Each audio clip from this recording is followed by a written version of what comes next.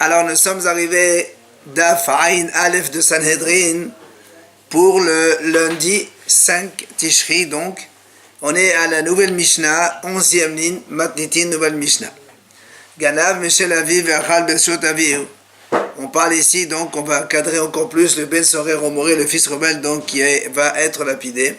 La Mishnah a dit, s'il a volé de l'argent de chez son père, il a mangé dans le domaine de son père, c'est-à-dire chez lui, ou encore, il a volé chez des autres et il a mangé aussi loin de la maison. Ou enfin, il a volé chez des autres et il est venu manger chez son père. Dans ces trois cas-là, la Mishnah a dit il n'est pas fils rebelle. Le seul cas qui est valable,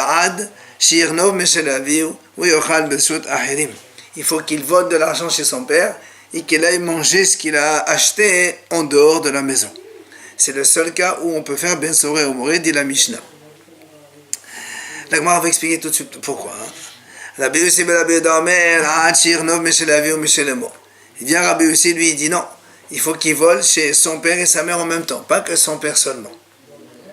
Alors la Gemara nous explique justement. La Gemara dit, Gana Meshel Aviv et Achal Beshut Aviv, si il a volé de l'argent chez son père, et il a mangé dans le domaine de son père.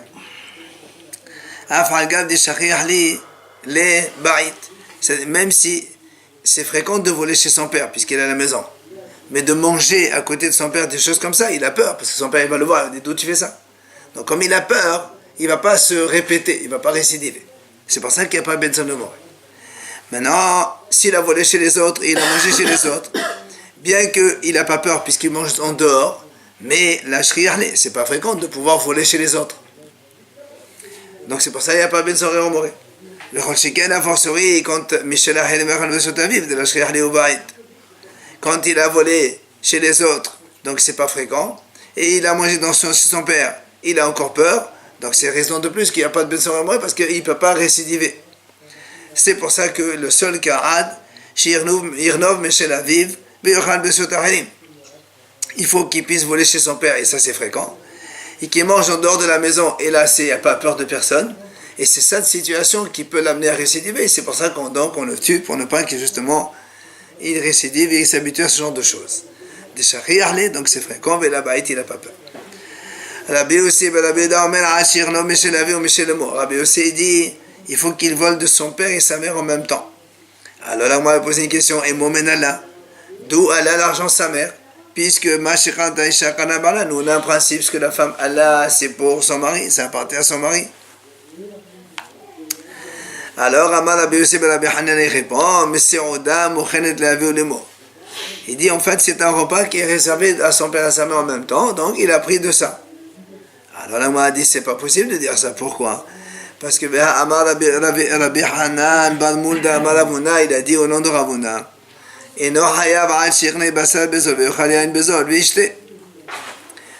on a dit qu'il n'est hayav que seulement s'il vole de l'argent, il va acheter de la viande pas chère et il mange, et il achète du vin pas cher et il mange. Or si le repas il est déjà pris, ça marche pas. Nous on a dit que le Ben Soré Romoré, c'est seulement quand il vole de l'argent, il n'achète pas quand il vole de la viande et du vin. Non, il vole de l'argent, il va acheter pas cher. Et donc si le repas il est déjà pris sur sa mère à sa mère, donc il n'est pas Ben Soré Romoré. Pourquoi cette précision de pas cher? On a dit Bezol, on a expliqué dans la Gemara, il y a marqué Zolel, Zol, c'est pas cher. Sinon, si c'est cher, il ne peut pas se récidiver parce qu'il n'a pas les moyens. Ce que vous voulez. Et la Gemara a dit, tu sais quoi, mets des messodas, mochen d'avis ou des mots. En fait, non, imagine que c'est de l'argent, son père il a préparé de l'argent pour acheter un repas pour son père et sa mère, et cet argent-là il a pris.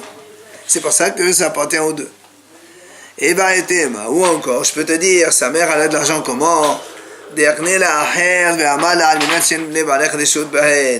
Quelqu'un il a donné à sa mère un cadeau d'argent, il lui a dit je te donne, parce que normalement tu vas me dire mais ça appartient au mari de suite. Il lui dit non, je te donne à condition que ton mari n'y a pas droit, et donc ça appartient à la mère, et donc il a volé l'argent de son père et de sa mère en même temps. On continue dans les conditions de réalisation de ce Ben Soré Romoré, le fils rebelle. Matniti la Mishnah a dit Haya avi urose ve'emo enarosa. Si son père il voulait lui appliquer cette procédure de Ben Soré Romoré et la mère ne veut pas, ou bien le contraire, avi enorose ve'emo rosa. Son père ne veut pas, mais sa mère, elle veut. La Mishnah a dit, il ne peut être fils rebelle que quand tous les deux ils soient d'accord. Il faut que tous les deux soient d'accord de l'amener au Bédine pour faire ce qu'ils font et après finir par donc, la lapidation. Rabbi Yehuda Omer, Rabbi Yehuda dit,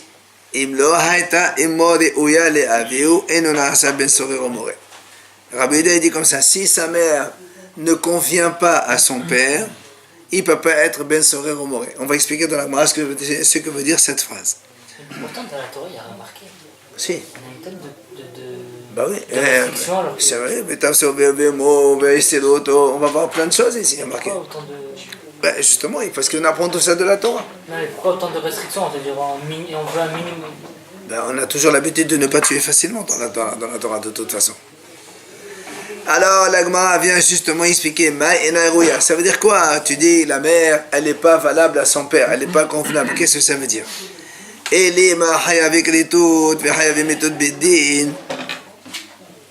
Si tu me dis que par exemple ce fils il est né d'une union passible de carré, de retranchement, par exemple une sœur avec un frère, ou mitat bidin, par exemple échitish ou autre chose, la Gemara a dit mais de toute façon, sauf avouez-nous, mais menez-nous. C'est donc son père, c'est son père, sa mère, c'est sa mère. Ça veut dire qu'elle ne convient pas. Mais ça te mettre que si elle ne convient pas, on ne fait pas ben sorer au moré. Ça, c'est son père, c'est sa mère. Elle a béchavé le aviv ka'amar. Béchava le aviv. La Gemara a dit en fait, quand on dit elle convient, la femme, elle doit convenir, ça veut dire qu'elle doit être égale à son père. Et la Gemara donc amène un soutien comme quoi le ben sorer au moré ne marche que lorsque la mère et le père, ils sont égaux. À quel niveau? Tania Anami Achi, la Braïta enseigne. Rabbi Yehuda Omer, im lo hayta imo shava le aviu, bekol, uvemar e uvekoma, et non asa ben sorer omore. Si la mère n'est pas égale à son père dans la voix, dans l'aspect et dans la taille, il ne peut pas faire ben sorer omore. Donc il faut qu'ils soient égaux dans la taille, dans la voix et dans donc, le visage. C'est ce que la Gemara va dire tout de suite après. La Gemara a dit, Maïtama, pourquoi tu exiges ces conditions-là? Il dit, parce que c'est marqué dans le passo, Enenu shomea bekolenu. Bekolenu, il n'écoute pas notre voix. Kol, c'est une seule voix. Donc ça veut dire tous les deux, ils parlent en même temps. Ils ont la même voix. Il n'y a pas marqué bekolenu avec yud. Ça veut dire plusieurs voix. Alors, medekol ba'ainan shavin, comme dans la voix, on exige qu'ils soient égaux. Alors, donc dans l'aspect et dans la taille aussi, on veut qu'ils soient égaux. Et donc c'est impossible. C'est pour ça que la Gemara continue à dire Kiman Azla, comme qui ça va à Hadetanes que la Braïta enseigne. Ben Sored Omore, lo haya velo atid lihiot. Le fils rebelle n'a jamais existé et n'existera jamais. Mais là, Manirtav, alors pourquoi la Torah l'a écrit? Derosh vekabel sachar. Étudie et tu auras la récompense de l'étude. Alors comme si ça marche cette idée-là, c'est une idée. Et pas comme Rabbi Yehuda, puisque Rabbi Yehuda dit qu'il faut qu'ils soient tous les deux égaux dans le visage, la voix et le truc, ça c'est pas possible. Pardon? Je viens de te dire. Dero, je vais Rabbi Sarah. Avshalom, c'était pas Ben sorer au moré. Non, il n'y a pas eu ça. On n'avait pas dit parce que David il avait pris une femme de je sais pas. Non, ça c'est Ben Yifator. C'est un fils de Yifator. Mais pas forcément, il n'y a pas eu le même processus de Ben avec lui. Et la Gemara dit une autre réponse. Rabbi Shimon, qui c'est qui a dit donc justement que ça n'a jamais existé? C'est Rabbi Shimon. Pourquoi? Détania. La Braïta a dit comme ça. Amar Rabbi Shimon, Vichi, מפני שאחר זה תתמת בשר ושתה חסד וגן התלקי אבי אמו מסרטו לסוכלו. Et donc, Rabbi Shimon s'y dit quoi? Parce que ce garçon, il a mangé donc un peu de viande grillée. Il a bu un sixième donc de litre de vin italien. Alors son père et sa mère, ils l'amènent à la lapidation. Où t'as vu ça, toi? Et là, donc Rabbi Shimon me dit aussi, Lo haya velo ati deot vela manachtav de rosh vekabel sachar. Il n'a jamais existé, il n'existera jamais. Mais la Torah, elle a écrit juste pour que tu puisses étudier et prendre le salaire de l'étude. Seulement, Amar Rabbi Yonatan, il y a Rabbi Yonatan, il dit, Ani re'itiv v'yashavti al kevro. Moi, j'ai vu un ben sorer au moré et j'étais à côté de sa tombe. Donc tu vois bien que ça a existé. C'est un autre témoignage.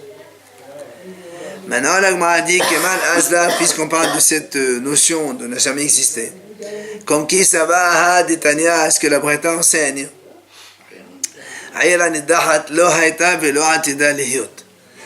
l'histoire de Aïra Nidahat, quand un homme il incite la majorité d'une ville à faire la Avodah Zara, et après on tue tous les fauteurs et on brûle toute la ville.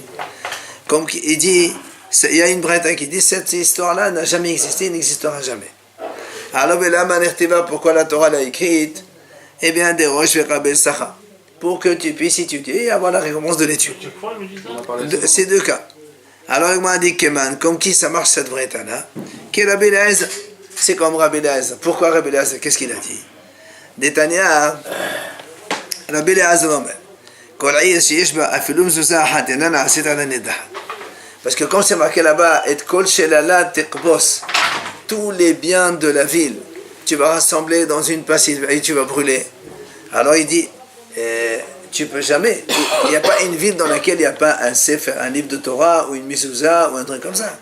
Et tu ne peux pas prendre une mezouza et la mettre à brûler. Donc comme tu ne peux pas appliquer ça, alors tout le reste est inapplicable aussi. C'est pas ça que Rabbi Eliezer dit.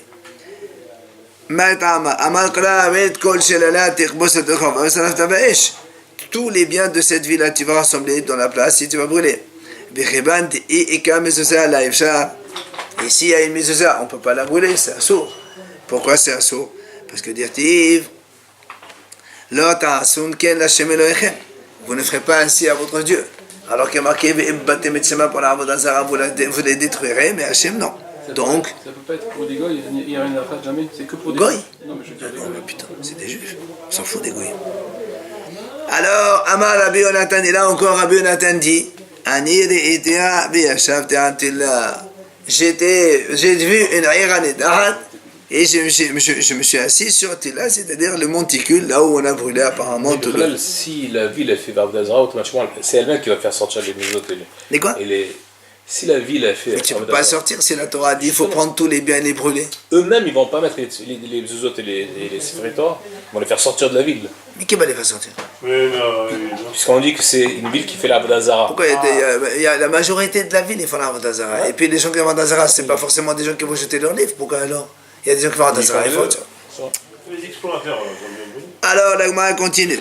Keman azlaha detania. L'Agma dit là encore une troisième idée dans le même sens. Comme qui ça marche? C'est ce que la Breta a enseigné. Bait amenuga lo hayab lo atid lihiyot. Le Beit Amenuga, c'est-à-dire une maison qui a une tache de lèpre. Quand la Torah parle des taches de lèpre dans les maisons, dans les murs, lui aussi il a dit ça n'a jamais existé, ça n'existera jamais. Et là, Manirta, pourquoi ça a été écrit?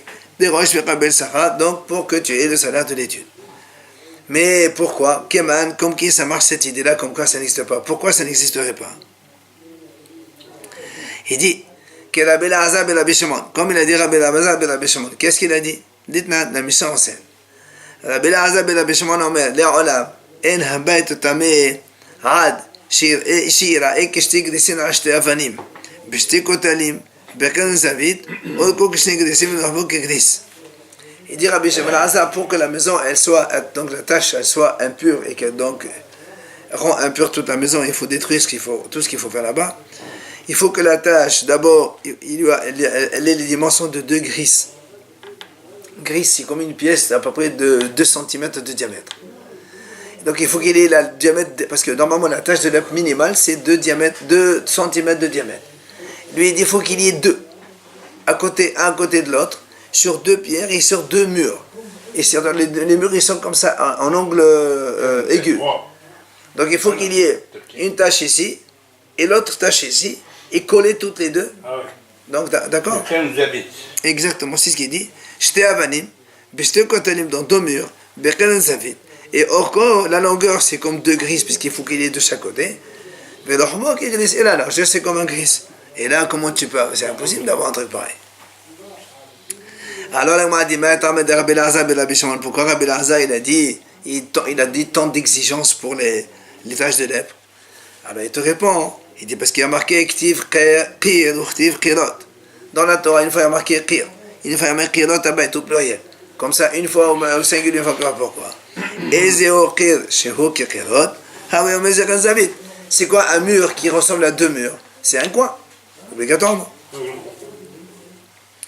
Tania, la Braïta vient dire, Amar Rabbi Elazar ben Rabbi Sadok. Il a dit Rabbi Elazar ben Rabbi Sadok, il y avait un endroit dans la limite donc, de la ville de Gaza. On appelait ça Hodvata Sirata, c'est-à-dire une ruine de Messora.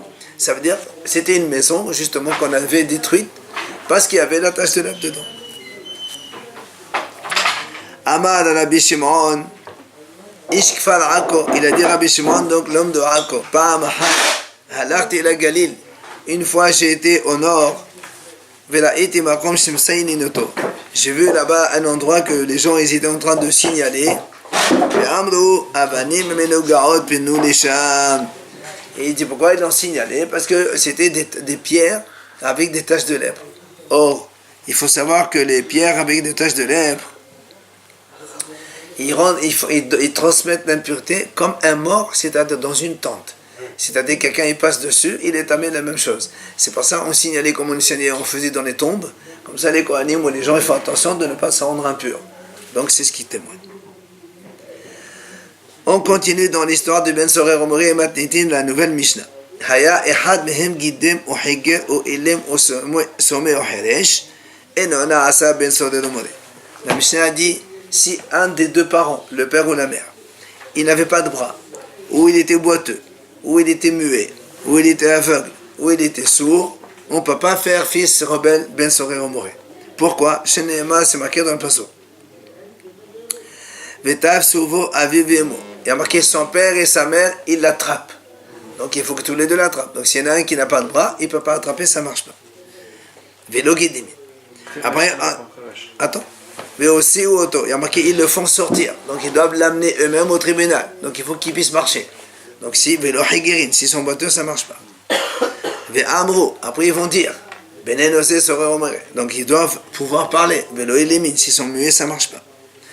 Benenosé, c'est notre fils celui-là. Donc ils doivent le voir pour indiquer lui. Donc vélosomine, s'ils sont aveugles, ça ne marche pas. Eneno shomea bekoleno. Il n'écoute pas ce qu'on lui dit. Si eux ils sont sourds, ils ne peuvent pas savoir s'il écoute ou il n'écoute pas. Il faut qu'ils entendent. Vélo ahershi. Qu'est-ce qu'on fait dans ces cas-là quand le fils il est rebelle, il n'écoute pas? Il dit la Mishnah, matrin bo befne shlosha. D'abord, on l'avertit devant trois messieurs.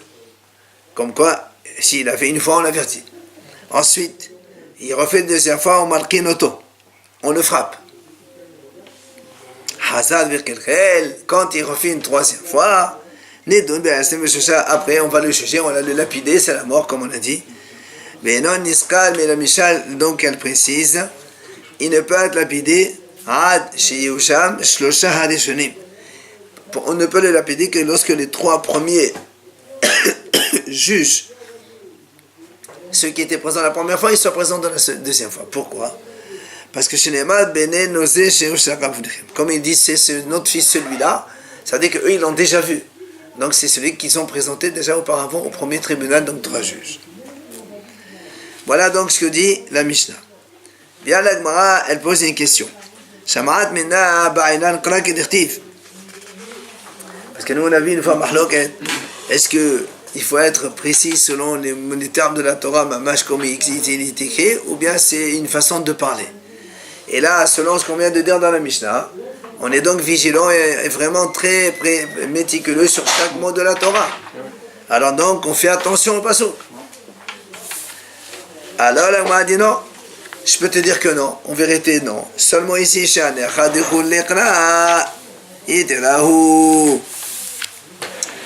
dit parce que ce passage qui paraît complètement superflu, en plus on n'a pas besoin d'écrire.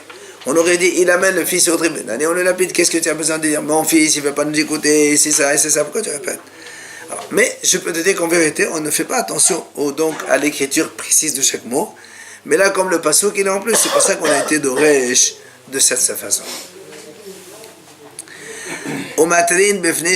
Après on l'avertit devant trois, on a dit dans la Mishnah. La Gemara a dit pourquoi trois? La malée. Quand on veut avertir quelqu'un, il faut deux témoins, il ne faut pas trois. Amar Abaye, et c'est pour ça qu'Abaye rectifie, il dit effectivement, Hachika Amar, Matrin bo befni shnaim. On l'avertit devant deux témoins. C'est ça, donc le témoin, on l'avertit devant deux témoins. Après, comme il n'écoute pas, on marquine auto befni shlosha. On le frappe, donc c'est le tribunal, obligatoirement. C'est un tribunal qui frappe, c'est pas les témoins. Donc c'est le chalia, quoi, le chalia Beddin. Alors, l'Agma a dit, comment tu frappes? Malchut beben sourire au mourir. Où tu avais marqué que le ben sourire, il faut le frapper. Il y a marqué il faut le lapider, pas marqué il faut le frapper. Alors l'Agma répond, qui de la Béavaou, comme il a dit Rabbi Avaou. Qu'est-ce qu'il a dit? De Amar Rabbi Avaou, la madnu, Yiseru, mais Yiseru. Yiseru, mais ben, Oven, mais ben, Be'ayam ben akota racha. Et en fait, il dit, on fait que c'est rachava. Dans le mot Tsi Shemra, il y a marqué Yiseru auto. Et là-bas, on sait qu'on le frappe. Et chez nous, il y a marqué Yiseru. Et il y a marqué ici chez nous Ben Soré Omor. Et là-bas, il y a marqué Mi Ben Hakota Racha. Et donc, comme un suit l'autre, alors on fait là, on apprend de l'autre. Et on apprend comme ici, il y a marqué Bisero. Ça veut dire comme là-bas, Bisero, ça veut dire frapper. Ici aussi, ça veut dire frapper. Hazal Bekelkael Nedon Biastim Bishalosh Bichole. Estim Bishosha. Donc, on a dit ici maintenant, le Ben Soré Omor, il renouvelle une troisième fois son fait. C'est là on l'amène devant le tribunal et on va donc le tuer pour le lapider, donc comme on a expliqué avant. Alors, l'Agma a dit, on a vu dans la Mishnah, c'est marqué, il faut que les trois premiers ils soient présents.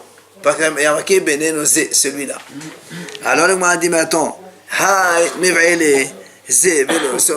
il dit, mais le mot zé, tu l'as déjà utilisé tout à l'heure pour expliquer que si les parents étaient aveugles, il ne peut pas dire celui-là, alors ça ne marche pas. Donc tu l'as déjà utilisé pour une dracha, qu'est-ce que tu vas rajouter maintenant? Alors l'Agma répond non. Imken, si c'est vraiment que ça, l'erto benenohu. Maï benenose. Il n'a qu'à dire benenu, c'est notre fils. Pourquoi celui-là? Alors il dit Shma menatarté. De là on apprend qu'il faut les deux. C'est-à-dire aussi bien que les parents ne soient pas aveugles, et deuxièmement que les trois premiers juges qui l'ont donc frappé la première fois, hein, ils soient présents parce qu'ils lui disent c'est celui-là notre fils. Alors le Z, il a une double utilisation. Ouais. Non, c'est pas double intention parce qu'on aurait dû marquer Benenu au lieu de marquer Benenosé. Matiti Noval Mishnah. Barah Ad Shelo Nigmar Dino. Be'achakach Iknes Zakan Ataton Pato. La Mishnah dit comme ça. Si le Ben Soré Romoré, donc on a dit nous c'est entre 13 ans et 13 ans plus 3 mois. Oui. Si il l'amène au tribunal, il s'enfuit avant qu'on rende la sentence. Il s'en fait. On le retrouve 6 mois plus tard. Il est déjà donc plus âgé. Alors, pas tour. On ne peut plus le juger. Parce qu'il a dépassé 13 ans et 3 mois. Maintenant, si le contraire. Si le tribunal il a déjà rendu la sentence. Monsieur, tu es hayav skila. Parce qu'il a fait ce qu'il a fait. Et avant de le lapider, il s'est enfui. Alors là, la Mishnah a dit, même s'il revient un an après et qu'il est largement grand, on doit le tuer parce que il était déjà condamné à mort avant. Mais là, avant 13 ans, on le fait quoi? Ah non, il n'y a pas avant 13 ans. Il fallait écouter les cours. Avant 13 ans, on ne fait pas un Ben Soré Omoré. D'accord, alors justement, s'il a la même attitude, tu les fais rien? On fait rien? Ben non. On est en train de parler depuis 3 jours de ça. Mala, il a dit Amar Rabbi Hanina. Allez, on continue. Écoutez bien maintenant. Amar Rabbi Hanina. Ben Noach, שבלח את השם ואחר כך נתגייר, פטור. הואיל ונשתנה דינו, נשתנית מתתו. Rabbi Hanina, il enseigne comme ça, il dit. Ben Noach, un goy, שבלח את השם, qui blasphème le nom d'Hachem. Vous vous rappelez quelle est sa mort? L'épée. Non. Goy, c'est toujours l'épée. Et vous vous rappelez comment on juge les goy? Un témoin, un juge, sans avertissement. Ok. Maintenant, si ce goy, il se convertit. Il se convertit. Maintenant, pour l'amener au tribunal, il faut un tribunal de 23 pour le tuer, il faut 2 témoins pour l'avertir, il faut un avertissement. Donc, toute la procédure change. Et la mort change, puisque chez les juifs, c'est lapidation. Mais là, arrêtez de poser des questions, on ne peut pas poser des questions comme ça. Il faut d'abord écouter doucement et après on pose des questions. Voilà. Alors, Rabbi Hanina, écoutez l'idée d'abord. Donc un goy qui a blasphémé le nom d'Hachem, j'ai tout expliqué. Et donc il mérite d'être tué par l'épée, par un seul tribunal, un seul juge, sans avertissement, sans truc. Et maintenant il se convertit entre temps. On n'a pas encore jugé, il s'est converti. Alors il dit, Rabbi Hanina il dit pas tort. Pourquoi pas tort? Comme sa procédure, son jugement, il est différent maintenant. On ne peut plus le juger par un juge, un témoin sans avertissement. Alors nishtanet metato. Sa mort, elle est différente. D'accord? Voilà ce qu'il nous dit. Maintenant, l'Agma a dit, Nima, mais ça y est, est-ce qu'on va dire donc, notre Mishnah, elle soutient l'enseignement de Rabbi Hanina? Pourquoi? Parce que nous, on a dit, dans la Mishnah, si le Ben, le soreur mourir, il s'est enfui avant que la sentence n'ait été prononcée. Et après, il a eu les poils autour de l'organe. On a dit pas tôt. Alors on m'a dit pourquoi pas trop mettre là, mais n'est-ce pas qu'on va dire, puisque maintenant il y a eu un changement, donc il y a un changement. Ça veut dire que quand il était avant les 3 mois, il était donc passible de lapidation, mais maintenant quand on le trouve, il est au-delà et il n'y a plus de lapidation, alors c'est pas tout, c'est la même chose. Alors on m'a dit non, là pas du tout, c'est pas du tout la même chose. Pourquoi? On m'a dit c'est pas du tout la même chose, parce que ici, dans le cas du Ben Soré Omoré, s'il fait ce qu'il fait maintenant, il est venu à l'âge de 14 ans, on l'a retrouvé.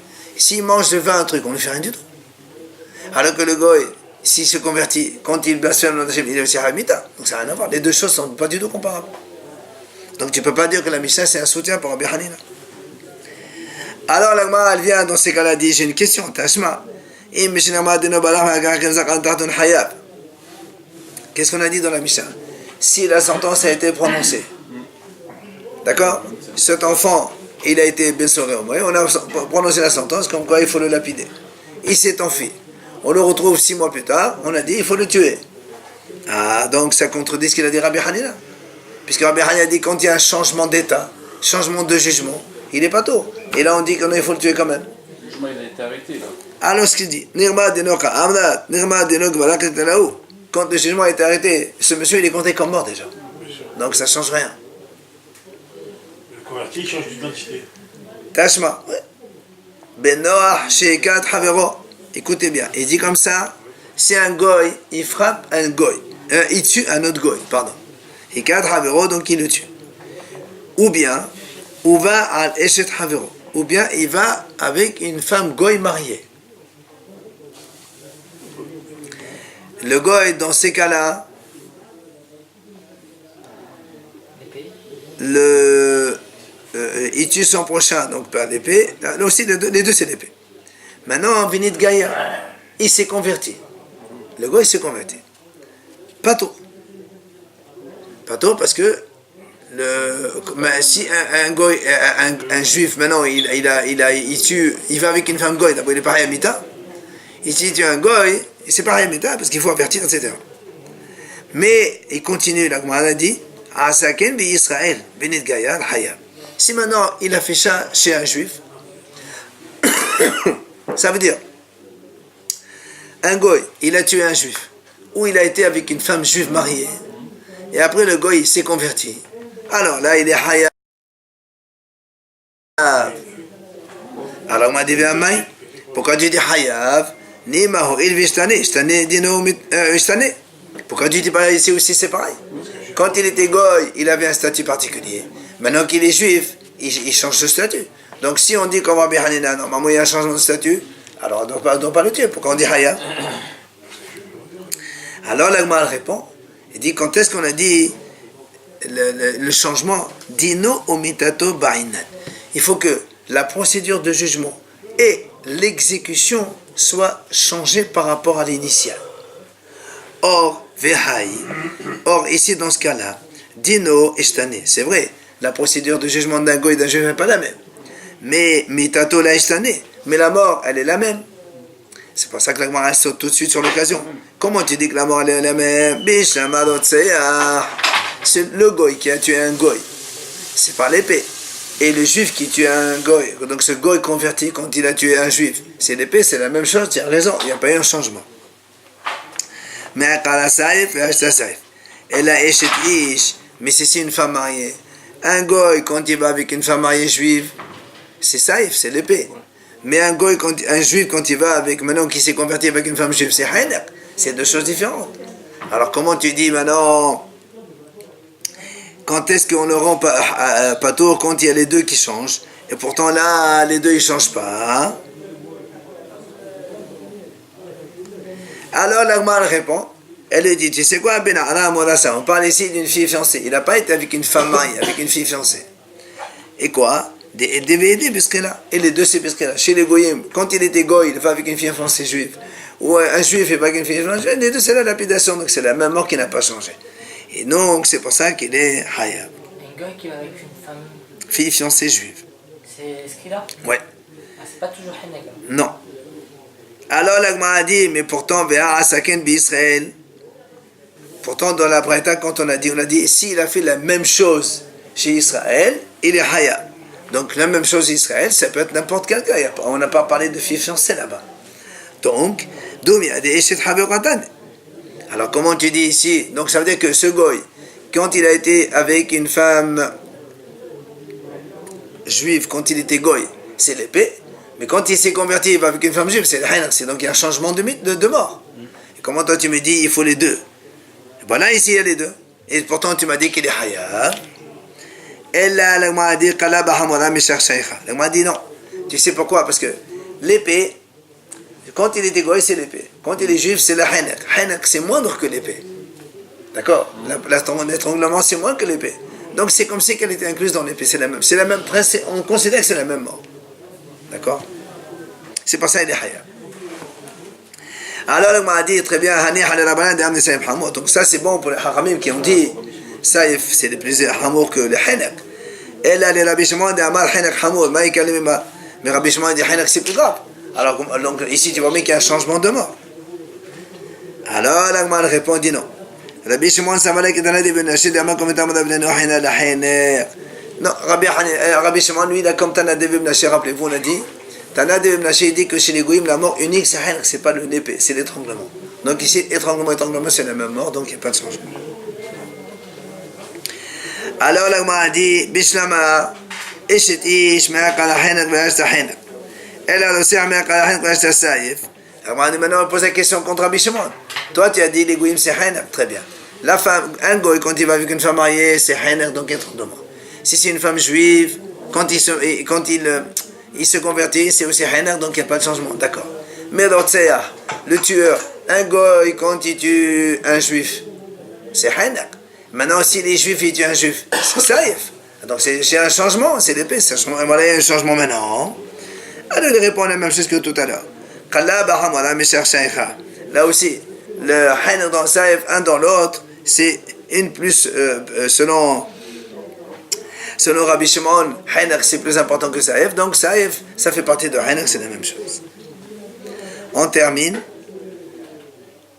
L'imam Messaï Ali. L'Agma a dit, est-ce qu'on va dire, donc ça va, ils disent qu'il a dit Rabbi Hanina. C'est marqué Sarha ve'ahagach bagra. Si on a une fille fiancée qui a donc trompé son mari, donc elle doit être lapidée. Seulement, avant d'être jugée, Bagra, elle est devenue majeure. Or, n'oublions pas, nous on a parlé toujours de Nahara mais Orasa, une jeune fille fiancée, entre 12 ans et 12 ans et 6 mois, pas plus. Or, cette fille, quand on l'a attrapée pour la juger, elle a 13 ans.